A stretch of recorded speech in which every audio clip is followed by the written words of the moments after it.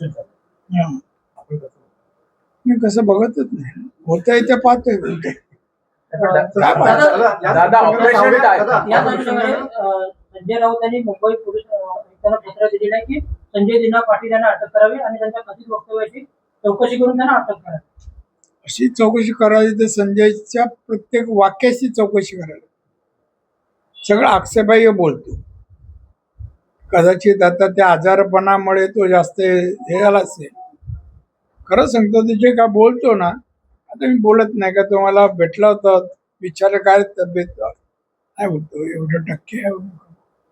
आता ही त्याची, आता त्या माणूस जवळ आला का कसा बेफाम बोलतो तेच आहे ते, दुसरं काय. तरी असं म्हटलंय की शहांची कवच कुंडल घेऊन पुढे येऊ नका असं 6 खासदारांनी तुम्ही मला हे वाक्य कितपत योग्य आहे? तू एक MP आहेस, संपादक सोडा, MP आहे तू, अशा ह्याच्यात का बोलावं? तू वाक्य बोल ना. काय ज्याप्रमाणे राजकारण आहे, राज्यात काम चाललंय, देशात चाललंय, त्याच्यावर तू बोल ना.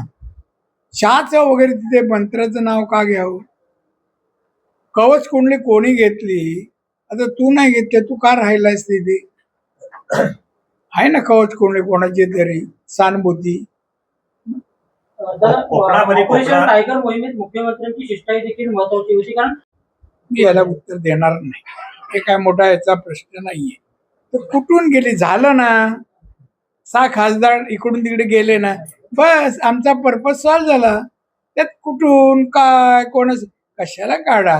हे कोणतरी सांगायचं आणि कोणातरी श्रेय मिळेल, हे काम पत्रकारांनी करू नये. पण दादा ऑपरेशन टायगर लोकशाहीला धोकादायक आहे असं तुम्हाला वाटत नाही वरिष्ठ नेते म्हणून?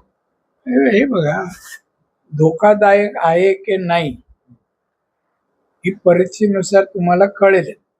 पण त्याच्यामध्ये शब्द टायगर वापरा की, आता टायगर म्हणजे वाघाचे गुणधर्म का इथे कुठे मला दिसले नाही, करत तर कुठे झालं नाही. त्या उगाच काहीतरी तुम्ही शब्दप्रयोग करता, तुम्ही शब्द सोडताय का नाही, झालं तू टायगर. कोण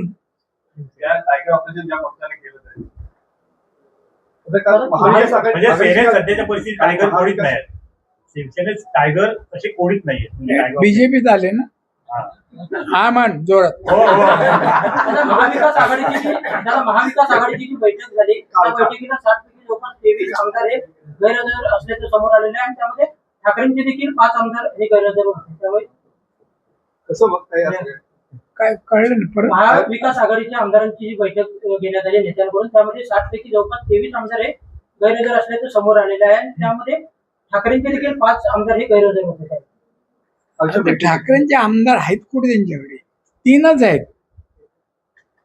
3 आहेत, ते काय सोडू शकत नाही. आमदारच म्हणतोय मी, नाही खासदार जवळ, सॉरी, अनिल आणि तो, मी सिंधुदुर्गातलेच आहेत 3. त्यांना घेणार तुम्ही? कोण नाही घेत, मी कोकणामध्ये माणूस बघून घेतो. कोकणात भाजप हात पसरतोय, कसं बघताय आपण? चांगली गोष्ट आहे, चांगलं काम करतायत, सगळे गुणी लोक आहेत. पत्रकारांना आवडतात चर्चा करायला, म्हणून तर बसलोय ना मी. आता खासदारानंतर आमदारांचा नंबर सांगितलं जाते, काय काम नाही रे, एकच विषय. काय झालं बोल ना, पुढे बोलतो थोडं. आता पुढचा नंबर आमदारांचा सांगितलं जाते, काय वाटतं तुम्हाला? होईलच ना. आता खासदारांना जे काय मोबदला मिळाला, आमदार बोलणार आम्हाला मिळू दे, राजकीय वर्चस्व, राजकीय वर मी शेवटी बोलत, लक्षात ठेव असले ठेव. विरोधी पक्ष नेते होतात राज्याचे, आणि अशी आता परिस्थिती आहे की विरोधी पक्षच उरत नाहीये, मग विरोधी पक्ष नेता सुद्धा नाहीये राज्यामध्ये. तर हे जे चाललं आहे ते योग्य आहे का?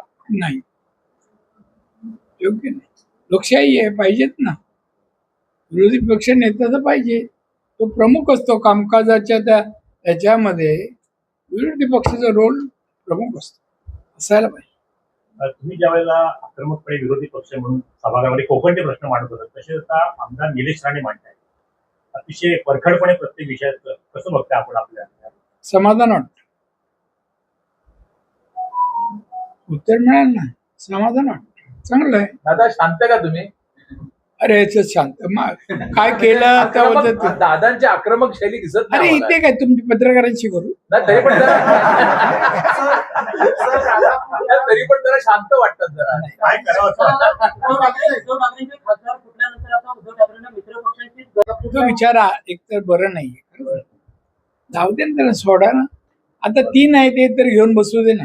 दादा तुम्हाला आठवण येते उद्धव ठाकरेंची कधी? नाही आठवण येते. बाळासाहेबांची. येते ना बाळासाहेबांची, आठवण उद्धवजींची. बाळासाहेबांची येते. उद्धवजींची नाही नाही. नाही ऐकून घ्या. पण दुसऱ्या एक वाईट वाटतं की जो पक्ष मी सुरुवातीपासून पाहिला त्याचा आज अस्त होताना बरं वाटत नाही. मी बाळासाहेब त्यांचा आवाज महाराष्ट्रात ही महाराष्ट्राची गरज होती, आज नाही. काय याचं कारण दादा? काय वाटतं म्हणजे नेमकं काय चाललंय महाराष्ट्रात? ते काय मी काय सर्वे करायला घेतला नाही. मला तुझं हे कळतं रे, तू कुठल्या मुळाशी जाणार आहे मला तुमचा काळ, कळतं. सेनेचा तुमचा काळ, आताचा काळ काय जाणवतो तुम्हाला? मला काय जाणवत. तुमच्या वेळची शिवसेना ती शिवसेना होती, आता नाही. तुम्हाला काय विकासात्मक काय नाहीये. सर राजापूरला वाटोळ येथे मुंबई गोवा महामार्गावर सुपर स्पेशालिटी हॉस्पिटल होणार होतं. त्याचं आपण काय माहिती घेतली? अजून काही दिसत नाही, मी नाही माहिती घेतली आहे. तुम्ही पण माहिती घ्या आणि मला सांगा. हा? काय? हॉस्पिटल होणार अणु होतं. ऊर्जा प्रकल्प पुन्हा एकदा त्या भागामध्ये होणार आहे, राजापूर भागामध्ये. तर अणु ऊर्जा प्रकल्प मधल्या काळात खूप विरोध झाला होता. आपण बघितलं की आता आला तर आम्ही स्वागत करू आणि अणुऊर्जा प्रकल्प इथे यावा या मर्जीचा मी आहे. पण जनतेचा विरोध आहे. कोण जनता? जे व्यावसायिक आहेत. विरोध म्हणजे तुम्ही मला सांगा तुमचा अभ्यास काय हो. आम्हाला जिल्ह्याला वीज किती लागते? विजेशिवाय इंडस्ट्री येईल, इंडस्ट्रीशिवाय नोकऱ्या बेकारी जाईल. सांगा ना मला. तुम्ही विरोध शब्द बोलू शकता पण आज नुसती विरोधाने. बरं ती इंडस्ट्री येणार, 1,00,000 कमीत कमी कामगार लागणार, नोकऱ्या आणि हे जवळपासचे लागतील आणि याच्यात इंजिनिअरिंग भागाला जास्त प्राधान्य आहे. आता ह्या गोष्टी आपण नोकऱ्या कोणाला लावू शकत नाही. आणि इथे जे येत आहेत त्यांना आपण विरोध करतो. विरोध करणारे कोण आहे? उद्धव ठाकरेने विरोध करून घेतले पैसे, ग बसला. काय झालं? आज सगळ्याला विरोध होता. काय झालं? काय एक झाला असता प्रोजेक्ट, किती प्रगती झाली असती. राज्याला वीज मिळाली असती, लोकांना पुरेशी वीज इंडस्ट्रीलाही मिळाली असती. तुम्ही याच्यावर लिहा ना आणि तुम्ही अभ्यास करा ना. आज आपली काय अवस्था आहे? थोडे दिवस हा पाऊस पडला नसता तर आपली लाईट पण गेली असती सगळी. नको ते नादाला आहे, कोणाच्या लागू नका. बंद बोलले ना त्यांनी म्हणा आंदोलन करा. मग मी समोरून काय करतो ते बघा. हे काय चेष्टा आहे सरकार. अणुऊर्जा प्रकल्प झालं पाहिजे दादा. प्रमोद जठाणी मांडलेली भूमिका अरे, कोणी वीज निर्मिती करणारा प्रकल्प करा. कोणी तो अमुकच माणूस असावा असं माझं म्हणणं नाही. आणि शेवटी डिपार्टमेंट आहे ते सगळं चेक करतील ना त्याच्यावर. प्रदूषण किती होईल, काय होईल, काय. दादा कायम त्यांचं लोकांचं हेच म्हणणं असतं की जेव्हा आपण एखादा औषधी ऊर्जा प्रकल्प असेल किंवा अणु ऊर्जा प्रकल्प असेल हे जेव्हा आपण आणतो तर कोकणाच्या एकंदरीत भौगोलिक परिस्थितीला ते योग्य नाहीये. फूड प्रोसेसिंग असेल किंवा असे जे सॉफ्ट आपल्याला काय अभ्यास आहे तुम्ही विचारा. काय विचार नाही. शेवटी सांगा प्रोजेक्ट हवेत का नको. प्रोजेक्ट हवे. ज्या भागाची प्रगती झाली ते विजेविना झाली, पाण्याविना झाली. मग हवेतून येतात का प्रोजेक्ट?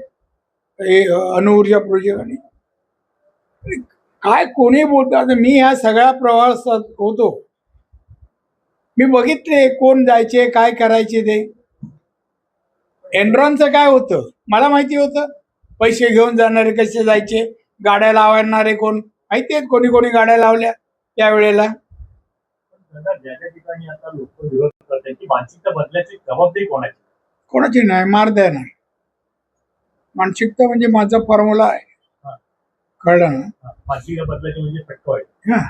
ते किती वेळा समजायचं, किती वेळा समजावायचं. आणि हे बघ आपण प्रोजेक्ट कोण घेऊन जायचो, तुम्ही लिहिणार याच्यामध्ये काहीतरी पाणी म्हणजे प्रत्येक आरोप त्याच्या पलीकडे आपण काहीच करत नाही. तुम्ही एखादा प्रोजेक्ट आणा कोणीतरी, किती पण मेगावॅट असो, 25, 50, 100, पण वीज तर पाहिजे ना. वीज जेव्हा कमी पडते तेव्हा भाव वाढतात, तेवढं तरी खरं आहे. आपल्याकडे स्वस्त वीज पाहिजे तर बरं, आपल्याकडे पाऊस आहे, विजेचं साधन आहे, पाण्याची वरून वीज बनू शकतो. पोलीस कंपनी आहे ना, त्यांची टोटल कॅपॅसिटी आहे 45 मेगावॅट इलेक्ट्रिसिटी, पण ते प्रोडक्शन करतात 11 ते 15 मेगावॅट. अरे त्यांच्याकडे असणारे इक्विपमेंट झाले, टाइमवर झाले असतील. आता पहिलं तू किती तास कव्हर करायचा, काम करायचं, आता कमी झालं तुझं. ना कमी कमी होत जातं ते सगळं. उदाहरण